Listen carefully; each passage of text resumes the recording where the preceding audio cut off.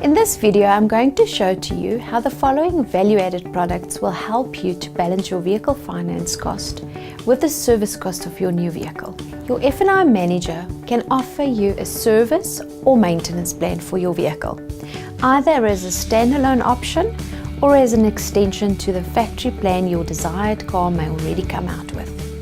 Let's look a little bit closer at how these plans will work in your favor.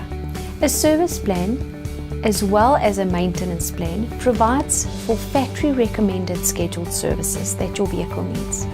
The plan runs for a set duration or mileage. For example, 3 years or 45,000 kilometers, whichever happens first. Easy!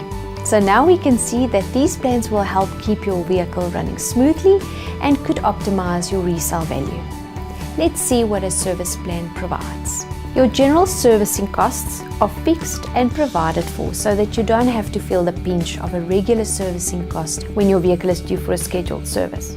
You don't have to worry about inflation, parts or labor cost increases. Your vehicle can be serviced at manufacturers approved dealerships and only genuine parts are used and trusted technicians will work on your vehicle.